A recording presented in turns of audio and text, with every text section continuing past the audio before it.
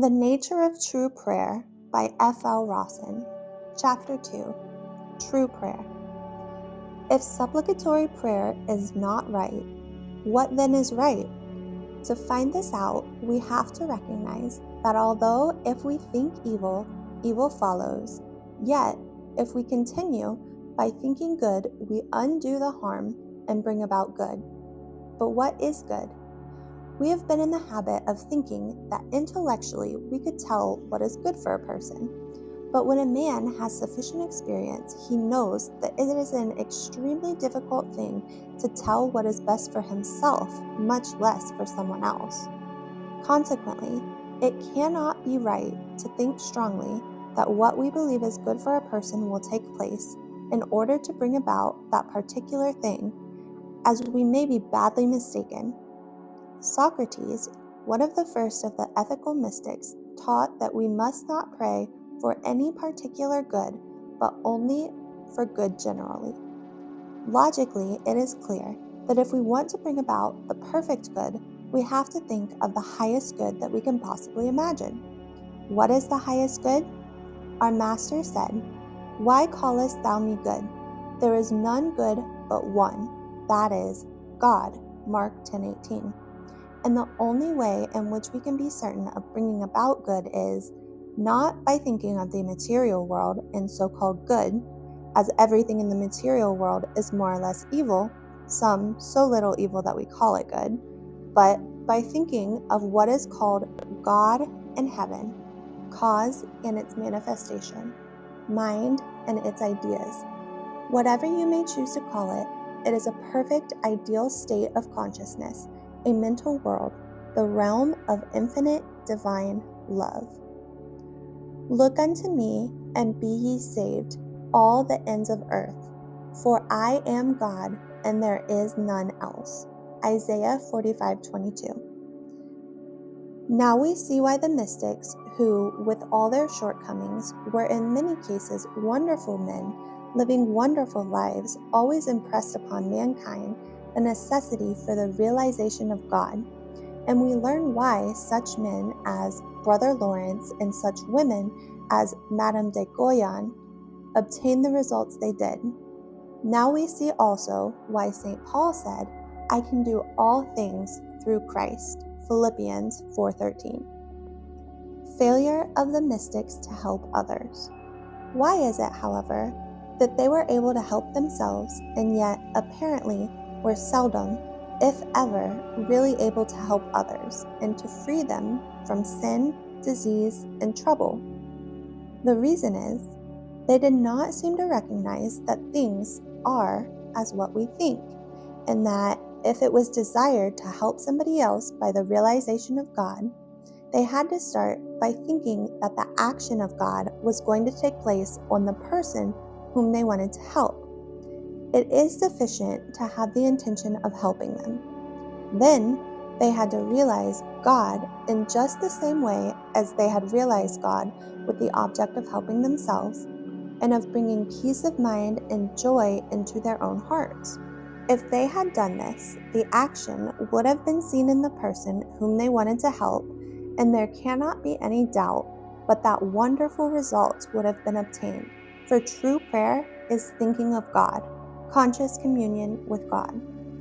It is doubtful, however, whether they would have noticed these wonderful results, because healing by the realization of God, by the affirmation of good, means permanent purification and therefore healing of the human mind, so that the person can never have any difficulties of the kind again, and it is difficult to do this instantaneously by the affirmation.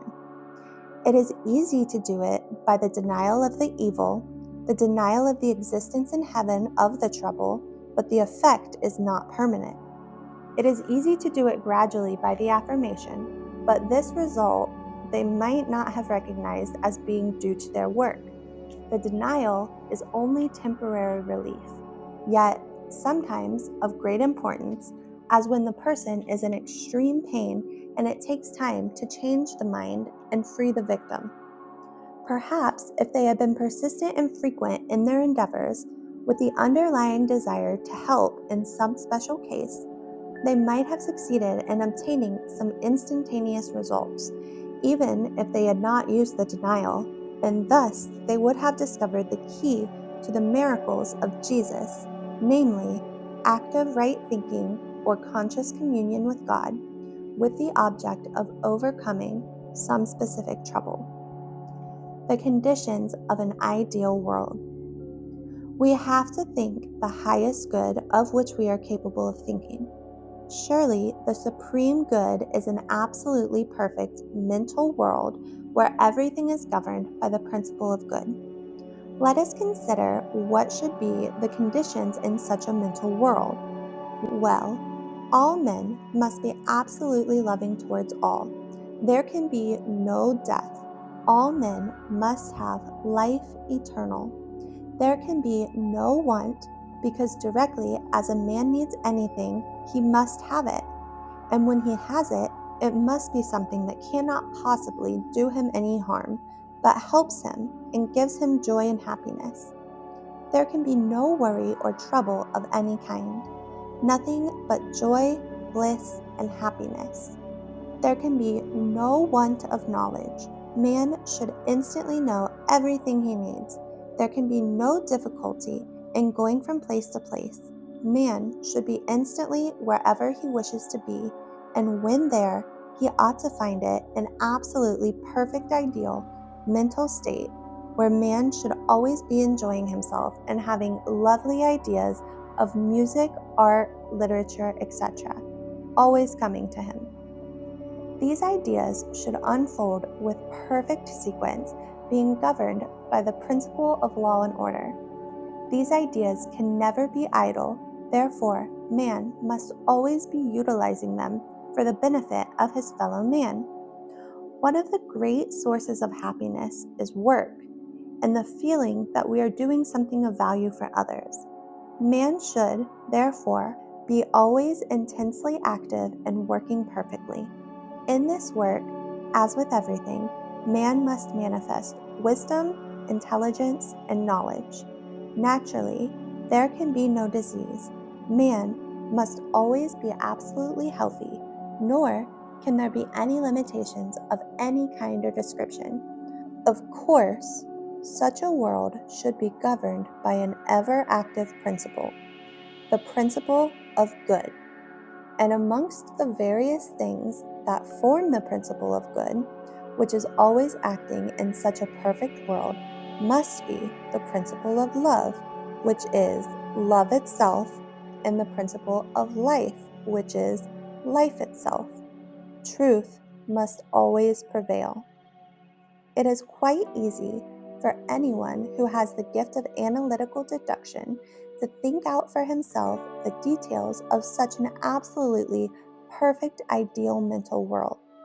Some of my readers will be astonished to hear that whilst they are doing this, they are praying, or, as it is called by the mental workers, treating, because this perfect ideal mental world is what the religious world calls heaven. In other words, it is a perfect state of consciousness which exists now, of which we form an utterly false concept called the material world. The only hell we shall ever be in, we are in now, and we make our own comparative heaven and our own hell by the way in which we think. All right, that was Chapter 2, True Prayer. Join us next time for Chapter 3, Watch and Pray.